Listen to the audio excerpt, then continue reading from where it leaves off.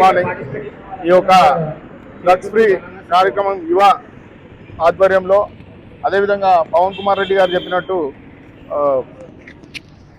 ఈ డ్రగ్స్ను అరికట్టడంలో సార్ ఉన్నది కూడా టాస్క్ ఫోర్స్ డిపార్ట్మెంట్లో ఆయనకి కానీ ఇక్కడ మన విచ్చేసిన సిఐ గారు మరి అదేవిధంగా ఏసీపీ గారికి వీరందరికీ కూడా నేను మన చేసేది ఏంటంటే డిపార్ట్మెంట్లలో నిజంగా కూడా అందరు సహకరిస్తున్నారు. కానీ డిపార్ట్మెంట్తో పాటు సామాన్య ప్రజలు అదేవిధంగా మీడియా వాళ్ళు కూడా అనుకున్నప్పుడే ఈ యొక్క డ్రగ్స్ని మనం అరికట్టగలుగుతాం. ఎందుకంటే సమాచారం అనేది పబ్లికైజ్ కావాలి, అందరికి తెలవాలి, అందరికీ ఒక అవగాహన రావాలి అంటే ఇలాంటి కార్యక్రమాలు చేపట్టాలి. ఈ కార్యక్రమం చేపట్టిన యువతకి ముందుగా ధన్యవాదాలు తెలియజేసుకుంటూ ఈ మధ్యన జరిగిన కార్యక్రమంలో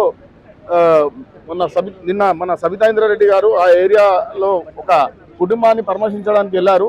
6 మంది ఒకటే కుటుంబ సభ్యులని హతమార్చడం అనేది దాని వెనుక ఉన్న కథ ఏదైతుందో వాడు ఒక మైనర్ బాలికను ఏమంటారు అఘాయిత్యం చేసినప్పుడు మీద ఫోక్సో కేసు చట్టంలో బుక్ అయిన తర్వాత ఆయన జీవిత శిక్ష అనుభవించి బయటకు వచ్చి అదే మత్తులో వాళ్ళ ఇంటికి వెళ్ళి వాళ్ళ ఇంట్లోని కుటుంబ సభ్యులను 6 మందిని హతమార్చడం జరిగింది.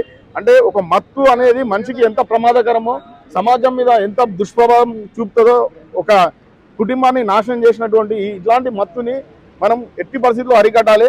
అంతకుముందు కూడా మనకు శంషాబాద్లో దిశ హత్య కేసు అయితేనేమి ఏదైనా కూడా ఇలాంటి సంఘటనల్లో ముఖ్యంగా పాత్ర పోషించేది ఈ మత్తు పదార్థమే. అందుకే మనం దీన్ని తీవ్రంగా వ్యతిరేకించి అరికట్టడానికి మన వంతు సాయంగా ఇందాక సార్ చెప్పినట్టు 1908కి సమాచారం ఇవ్వాలి. మీ అందరి ఇన్ఫర్మేషన్ కూడా గోప్యంగా ఉంచుతారు, మీ డీటెయిల్స్ ఎవరికి తెలియదు.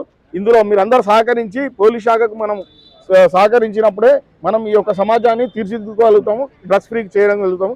ఈరోజు ఈ కార్యక్రమం చేపట్టిన ప్రతి ఒక్కరికి నా యొక్క ధన్యవాదాలు. జై హింద్.